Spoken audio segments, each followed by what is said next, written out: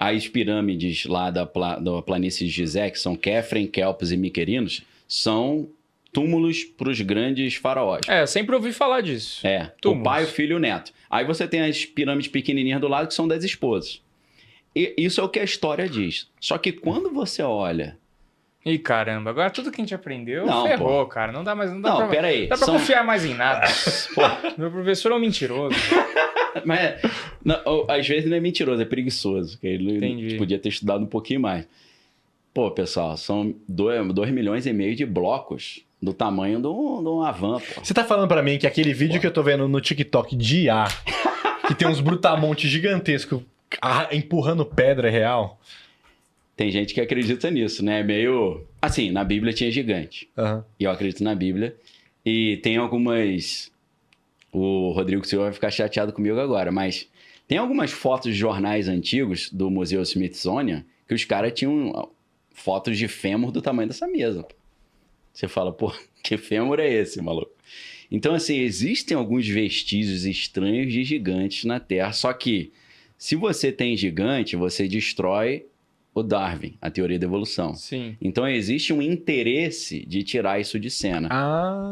Por que existe interesse? Porque já houve várias fraudes da ciência dentro da teoria da evolução. Como o meu amigo professor Marcos Eberlin muito bem explica. Tem vários livros sobre isso. Vou dar um exemplo. Eles chegaram a um momento que eles não tinham encontrado o elo perdido entre o homem e o macaco. Tá faltando um que é a ponte. E aí começaram a procurar mundo afora, vamos achar o elo perdido. Ia falar um só caso de fraude, vou falar dois. Primeiro você tem o homem de Piltdown, que foi encontrado numa cidade na Inglaterra chamada Piltdown. E aí falaram, encontramos o elo perdido entre o homem e o macaco. Beleza. Os caras olharam, pô, realmente, parece um intermediário. Pouco tempo depois descobriram que o cara pegou um crânio humano e mandíbula de macaco, serrou para ficar intermediário e botou numa solução química para tirar o carbono 14 para parecer que era antigo. Ou seja, uma fraude científica para tentar defender um dogma. Isso não é mais ciência, isso é dogma. Quando você bota a verdade, os fatos acima da sua verdade, você está numa religião dogmática, né? Sim. Então, nunca a ciência teve tão dogmática como hoje. Tem 7.400 pessoas acompanhando a gente aqui. Deixa o seu like, compartilha com todo mundo aqui, muito obrigado. E vai escrevendo aqui, você acha que a pirâmide é uma coisa de ET? Você acha que é uma coisa de gigante? Ou você acha que é uma super engenharia bem estruturada, que com o ser humano ele é evoluído e tudo mais? Vai deixando aqui a sua opinião em relação a isso. Assim, cara, então, beleza. Tem prédio em São Paulo que tem rachadura, mas lá no Egito, há 5 mil anos atrás, pirâmide daqui, ó. Pirâmide daqui, ó. Não, ela não afunda. Imagina um troço daquele em cima da areia. É que a gente vai chegar nessa parada ainda, que você deve estar aqui só pra ouvir isso. E talvez ela não afunde, porque tem uma fundação de 2 km pra baixo. Tem uma carcaça ali embaixo. Então vamos lá. As pirâmides, elas eram túmulos, ou não? Pela historiografia, sim. Túmulos, Só que quando você olha, cara, muitas dessas pedras estão chegando de 100 km de distância. Não é que a pedra estava ali, tu empilhou. Então, pra mim, tem várias versões, né? Você vê documentários que os caras faziam as pedras ali, tem documentário que os caras traziam isso. De longe. Aí tem documentários que você vê o maquinário que eles usavam, né? Putz, não, mas como que o cara levava essa pedra lá em cima? Aí mas peraí, o cara tem um andaime aqui. Segundo o meu dado aqui, meio que os caras demoraram 50 anos pra construir uma pirâmide. Cara, 50 anos, eu acho que nem com toda a tecnologia que a gente tem, a gente consegue construir proporcional, entendeu? Cara. Porque lá os caras tinham o quê? Tinha corda, os caras quebravam mármore, basicamente, tecnicamente, os caras quebravam mármore, fazendo um furo, enfiando uma madeira e jogando água pra inchar o negócio estourar. Não deve ser... Não deve ser igual, né? O corte perfeito. Que não é um negócio, tipo assim, normal de acontecer, tá ligado? Então, imagina tu cortar uma pedra daquela retinha. Mas é que vai, cara, que se fosse um negócio que é alienígena... Vou embarcar aqui, vou mergulhar, tá? Se é um negócio que é o alienígena, por que a gente sempre pensa que o alienígena ele é mais foda que a gente? Você entendeu? A gente sempre pensa que ele é mais tecnológico, na verdade ele é do mal, na verdade ele é... ele é um bobão. A gente tem três teorias. Tem a teoria do ET, sim. Tem a teoria do sobre-humano, que era metade Deus, metade humano. Gigante. Que às vezes talvez os caras tinham um poderzinho sobrenatural ali e tudo mais. Fazer levitar a pedra. Fazer uma parada dessa. E tem a teoria que, tipo assim, o ser humano ele é pica mesmo e fez aquela porra sozinho. Os caras eram bons, Era muita gente focada numa única tarefa, não tinha outra coisa pra fazer. Na cabeça. Os historiadores falam que é isso, era muita gente, os caras tinham uns maquinários lá. É que, cara, você sabe, você trabalha em empresa grande. Sim. Nem sempre mais gente é melhor. Não, nem sempre mais recurso também quer dizer que vai ter um resultado maior, Porque assim, com certeza. Porque tem... Quando eles construíram as pirâmides e coisas que a gente vê até hoje, o que me assusta, e eu não consigo entender de jeito nenhum, cara, é as figuras, os monumentos e os desenhos. Não casa, cara. Tipo assim, lá no próprio Egito, tem os desenhos de como eles construíram as pirâmides. Ah, é? Eu não sabia dessa. Cara, eu queria muito visitar lá. Foda que fica no Egito, isso. Tem a historinha deles lá em desenho. É uma pena. Só que quando você vê a história em desenho... Primocast no Egito? Primocast no Egito pode ser interessante. Na pirâmide? A gente chama o Daniel, Rodrigo Silva, a gente vai estar bem coberto lá. O primo do Thiago Nico teve lá esses dias, né? Sim. O Mr. Beast. Isso não parece com ele? Parece que é um igual. Irmão mais novo, né? É igual mesmo. Porque, tipo assim, cara, tudo que eles têm de relato, de desenho, de figura, não parece humano, cara. Isso que não casa pra mim. Pô, vamos com lá. certeza. Explica pra gente aí. Vamos fazendo esse paralelo. Explica pra gente essa questão das pirâmides. Então, oficialmente é túmulo. Só que, vai fazer um túmulo grande assim lá, não, o de vento faz a curva, né, cara? Porque, E a gente tem imagem de que a gente tem ideia de que as pedras são pedras assim, tamanho razoável. Tem pedra do tamanho de um ônibus, que os guindastes de hoje não conseguem transportar. Aí é complicado isso. Essa parte eles evitam. Eu não sei se vocês já ouviram falar no templo de Baalbek, que eu acho que é um exemplo interessante. Esse templo fica no Líbano. Esse templo ele foi sendo construído. A cada povo que dominava a região construía mais um templo. Então, o topo do templo são colunas gregas. Aí, em cima, eles botaram elementos romanos. Só que embaixo era da época cananeia ainda, do Líbano, né? O templo fica no topo de uma montanha. Tem pedras, literalmente do tamanho de um ônibus. Você tem foto do cara em cima, você vê que é do tamanho de um ônibus. Pesa não sei quantas toneladas. E hoje, a gente não tem máquina para transportar isso. Como é que tu explica isso? Morro acima. As pirâmides foram feitas assim, não tem explicação. Não é como você chegar e falar, não, empilharam, botaram pedra rolando por cima de tronco de madeira e foi fazendo uma esteira. É muito complicado isso. Então, a teoria oficial é túmulo. A teoria louca aquilo ali é um portal e tem uma explicação científica para isso, eletromagnética, que abre um acesso da nossa dimensão para a dimensão dos deuses. Aí eu queria entrar em Assassin's Creed. Porque no Assassin's Creed existe isso. No jogo da Ubisoft. Sim. Você já jogou o Originals? Não joguei. O Originals é assim, para você entrar no submundo...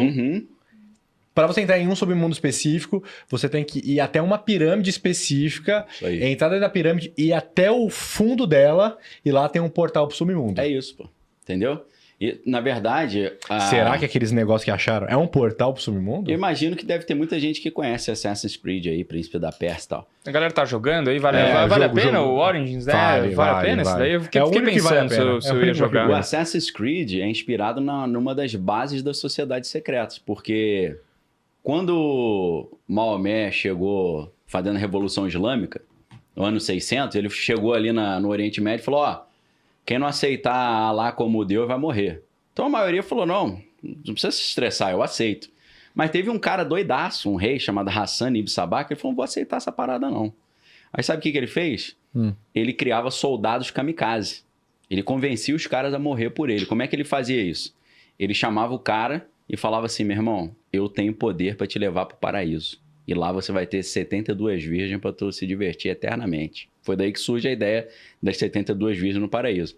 Aí o cara fala, duvido. Aí ele duvida, ele botava o cara numa mesa assim com um banquete, só que ele botava haxixe misturado com a comida. O cara ficava doidaço. Quando ele via que o cara já estava doidão, ele abria uma portinha secreta cheia de mulher maravilhosa, as virgens. Aí o cara ficava lá se divertindo, quando ele sentia que o barato estava passando, ele puxava o cara para a mesa de volta. Aí ele falou, viu? Isso aí que eu te mostrei foi o paraíso. Se você morrer por mim, você vai pegar pegar essa moleza aí. O cara aí. fechava negócio. Na hora, né? Ele fazia assim, ó. Ele estalava o dedo, os caras pulavam de penhasco por ele. Aí o que ele fez?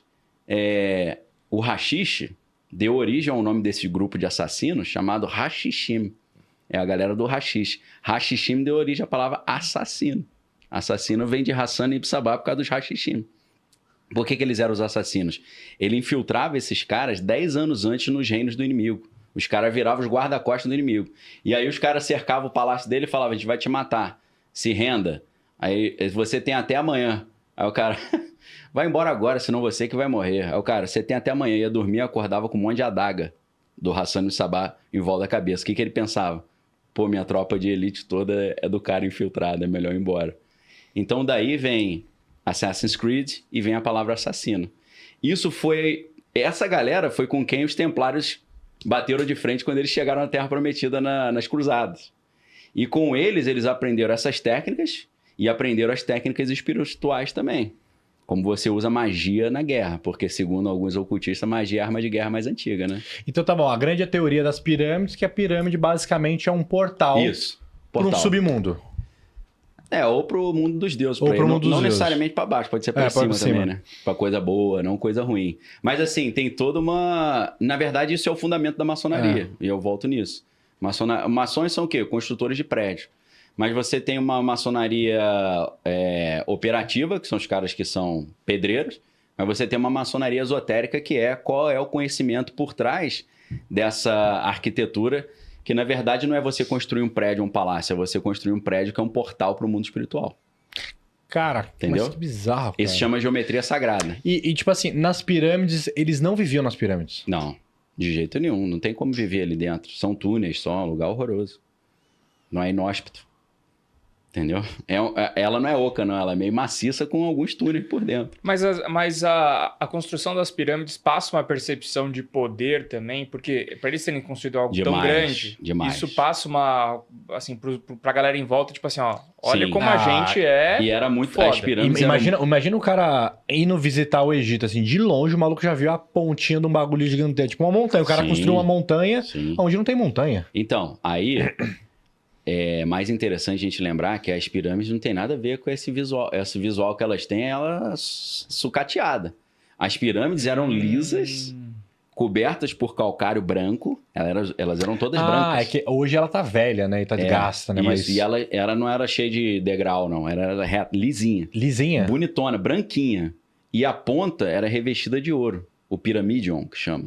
Então era um negócio todo branco, com a pontinha de ouro, meu irmão. Era um negócio maravilhoso, pô. Em que você olha assim e fala, pô, muito mais imponente do que são hoje, entendeu? Caraca. E aí, inclusive no ano 2000, o governo do Egito estava tentando restaurar as pirâmides e botar a pontinha de novo de ouro. Os caras iam roubar em então. 2 horas iam ter roubado. Acho que foi por isso que não rolou. Você assistiu o vlog lá do como é o nome de raiz, né? Que ele mostrou a realidade do Egito lá. O Egito tá pesado lá, cara. Então parece um negócio muito decadente lá. Tá bem decadente lá. É estranho isso. Lançamento de Thiago Nigro, o homem que comprou o tempo. Ele está sendo lançado hoje na Amazon. Tem um link aqui, um QR Code na tela. Eu sei que na tela aí embaixo está falando cupom de 20% de desconto, mas nesse link o cupom já está aplicado. E o que é legal? Você vai falar assim, mas é mais um livro de finanças, eu não quero, eu já sei. Esse livro aqui é uma história de ficção que o Thiago escreveu, envolvendo, lógico, né, a filosofia financeira e coisas super legais que ele gosta e sempre falou para vocês. Mas esse livro aqui, ele decidiu fazer isso num formato de uma história mesmo. Então não é aquele livro que você vai ficar só aprendendo coisa assim, você vai aprender por meio de uma história. Tá? Então tem viagem no tempo, tem outros povos, tem curiosidade, tem muita coisa que você ouve aqui no podcast, dentro do livro também. Então acesse o link aqui embaixo, ou o QR Code na tela, ou se você quiser realmente é fã e quiser ajudar a gente, entra lá na Amazon, pesquisa pelo nome O Homem que Comprou o Tempo e compra. Vamos deixar o primo em primeiro? Bora. Será que vocês conseguem? Será que vocês têm força? Daniel, vou te dar